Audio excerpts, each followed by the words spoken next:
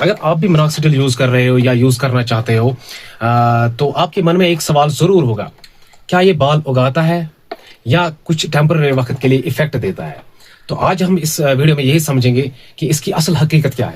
पहले ये बात कि मिनॉक्सिडिल कॉस्मेटिक प्रोडक्ट नहीं है, ये एक मेडिसिन है जो हेयर लॉस और पैटर्न बाल्डनेस में यूज किया जाए। इंटरेस्टिंग फैक्ट ये भी है कि ये मिनॉक्सिडिल पहले बीपी प्रेशर को ब्लड प्रेशर को कंट्रोल करने के लिए बनाई गई थी, लेकिन डॉक्टर्स ने ये नोट्स किया कि मिनॉक्सिडिल जिस पेशेंट को प्रिस्क्राइब करते हैं उसमें हेयर ग्रोथ बढ़ रहा है। अगर उसमें हेयर लॉस है या पैटर्न बाल्डनेस है या और कोई पैचीनेस है हेयर में, तो उसमें ग्रोथ दिख रहा था। तो उसके बाद इसकी R&D की गई, रिसर्च एंड डेवलपमेंट, फिर बहुत सारी स्टडी की गई। तो उसके बाद इसके effects as compare to pressure, blood pressure control करने से ज्यादा इसके इफेक्ट्स हेयर ग्रोथ के ज्यादा थे। तो मिनॉक्सिडिल सिंपली हमारे जो फॉलिक्यूल्स है उनको स्टिमुलेट करता है। स्टिमुलेट करने की वजह से जो पैचीनेस है या जहाँ पे ग्रोथ नहीं हो रहा है वहाँ पे ग्रोथ बढ़ता है, वहाँ पे ग्रोथ इजीली दिखता है। तो साथ साथ में जो वीकर हेयर्स होते हैं या जो थिन हेयर्स होते हैं उन फॉलिक्यूल्स पे भी इसका इफेक्ट होता है, और वहाँ पे जो हेयर्स होते हैं वो स्ट्रांग स्लोली होते हैं, धीरे धीरे वो भी स्ट्रांग होते हैं।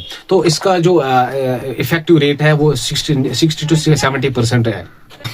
लेकिन एक कॉमन जो मिस्टेक लोग करते हैं कि वो एक्सपेक्ट करते हैं कि हम जब मिनॉक्सिडिल यूज करेंगे तो विद इन 2 वीक्स या 3 वीक्स हमारे जो बाल या हेयर लॉस है वो रिटर्न होगा, हमारे बाल वापस उग जाएंगे।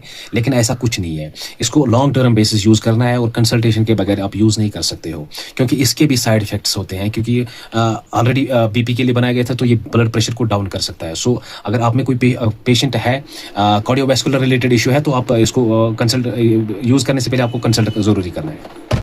अगर आप कंसिस्टेंट रहोगे 3 से 6 महीने तक, क्योंकि ये लॉन्ग टर्म ट्रीटमेंट है, आपके जो हेयर फॉलिक्यूल्स है उनको स्टिमुलेट करना, उनकी ग्रोथ बढ़ाना, और जहाँ पे आपका हेयर लॉस है वहाँ पे ग्रोथ करना है, हेयर की जो वीकर हेयर्स है उनको स्ट्रांग बनाना।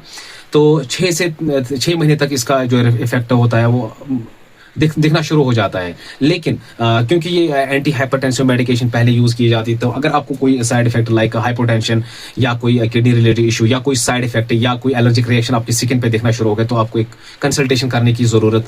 कुछ लोगों को शुरुआत में जब वो यूज करते हैं तो इसकी वजह से उनको हेयर शेडिंग भी नजर आती है, बाल गिरने नजर आते हैं, तो उसकी वजह से भी बहुत सारे लोग जो वो है ट्रीटमेंट को छोड़ देते हैं, क्योंकि वो टेम्पररी इफेक्ट है।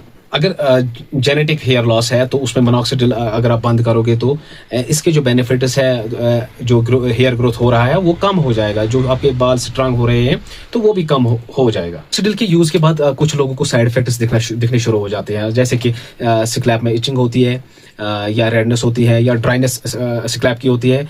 तो ये आफ्टर यूज किसी को 1 हफ्ते में दिखना शुरू होता है, किसी को 3 या 4 हफ्ते में दिखना शुरू हो जाता है। अगर आपको परसिस्टेंट ये एलर्जिक रिएक्शन या और कोई साइड इफेक्ट ज्यादा नजर आए तो आपको कंसल्टेशन की जरूरत। हेयर फॉल के बहुत सारे रीजन हो सकते हैं, लेकिन आप हर रीजन में मिनॉक्सिडिल यूज नहीं कर सकते, क्योंकि different people have different diseases.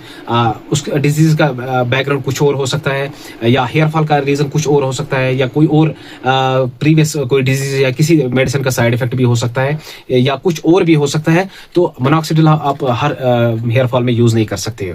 अच्छा, कभी कभी ऐसा भी होता है कि किसी को थायराइड इशू होता है, मेटाबॉलिक डिसऑर्डर जिसको हम कहते हैं, या न्यूट्रिशन डेफिशिएंसी होती है, या कुछ और कंडीशन होती है, जैसे स्ट्रेस होता है, रात में नींद ना आना या कोई परेशानी हो, उसके वो भी रीजन हो सकता है हेयर फॉल के लिए। मिनॉक्सिडिल कोई मैजिक नहीं है। मिनॉक्सिडिल एक मेडिसिन है जिसपे बहुत सारी R&D की गई है, बहुत सारी स्टडी की गई है। उस स्टडी के बाद इसके रिजल्ट्स को देखा गया, इसके साइड इफेक्ट्स को देखा गया, और इसमें बेनिफिट्स भी देखे गए कि बेनिफिट्स कितने और साइड इफेक्ट्स कितने हैं। रिजल्ट्स देखने के लिए आपकी पेशेंस और कंसिस्टेंसी इंपॉर्टेंट है। अगर आप पेशेंस रखोगे और कंसिस्टेंसी आप शो करोगे ट्रीटमेंट में, क्योंकि ये ट्रीटमेंट 3 से 6 महीने तक चलता है, उसके बाद इम्प्रूवमेंट शुरू हो जाती है और ग्रोथ भी दिखती है। आपके हिसाब से सबसे बड़ा मिथ क्या है हेयर फॉल के लिए और हेयर ग्रोथ के लिए, कौन सा मिथ है? कमेंट करके जरूर बताएं।